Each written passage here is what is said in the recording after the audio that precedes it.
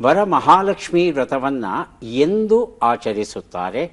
ಶ್ರಾವಣ ಮಾಸ 4ನೆಯ ಶುಕ್ರವಾರ, ಶ್ರಾವಣ ಮಾಸ 2ನೆಯ ಶುಕ್ರವಾರ. ಶ್ರಾವಣ ಮಾಸ 2ನೆಯ ಶುಕ್ರವಾರ. 2ನೇ ಶುಕ್ರವಾರ ಅಂತ ತಾವು ಹೇಳ್ತಾ ಇದ್ದೀರಿ. ಮುಂದಿನ ಪ್ರಶ್ನೆಯನ್ನು ನೋಡೋಣ. ವರಮಹಾಲಕ್ಷ್ಮಿ ವ್ರತದ ಉಲ್ಲೇಖವು ಯಾವ ಪುರಾಣದಲ್ಲಿದೆ? ಸ್ಕಾಂದ ಪುರಾಣ, ವಿಷ್ಣು ಪುರಾಣ?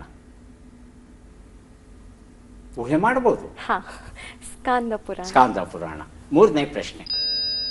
ಸ್ಕಾಂದ ಪುರಾಣದಲ್ಲಿ ವರಮಹಾಲಕ್ಷ್ಮಿ ವ್ರತವನ್ನ ಯಾರಿಗೆ ಹೇಳುತ್ತಾರೆ? ಶಿವ ಪಾರ್ವತಿಗೆ ಹೇಳುತ್ತಾನ, ಬ್ರಹ್ಮ ಸರಸ್ವತಿಗೆ ಹೇಳ್ತಾನ? ಇದನ್ನು ತಿಳ್ಕೋಬೇಕಾಗಿದೆ. ಶಿವ ಪಾರ್ವತಿಗೆ ಹೇಳ್ತಾನೆ. 4ನೇ ಪ್ರಶ್ನೆ. ವರಮಹಾಲಕ್ಷ್ಮಿ ವ್ರತವನ್ನ ಮೊದಲ ಬಾರಿಗೆ ಯಾರು ಆಚರಿಸಿದರು ಅಂತ ದಾಖಲೆ ಇದೆ? ಚಾರುಮತಿಯ, ಚಂದ್ರಮತಿಯ? ಚಂದ್ರಮತಿ ಇರಬಹುದಾ? ಹೌದಾ? ಇರಬಹುದು.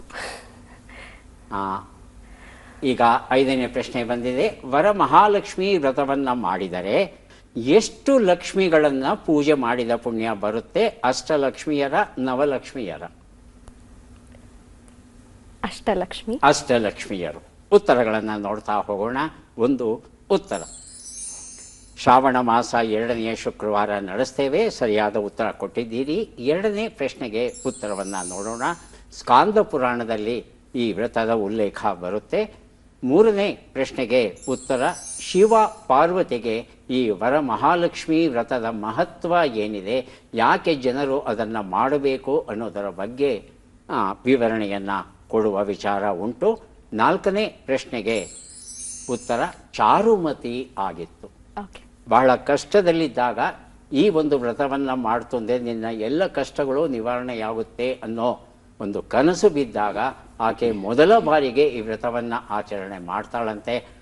ಆನಂತರ ಜಗತ್ತಲ್ಲಿ ಎಲ್ಲರೂ ಆಚರಿಸೋದಕ್ಕೆ ಶುರು ಮಾಡಿದ್ರು ಅನ್ನೋ ವಿಚಾರ ಉಂಟು.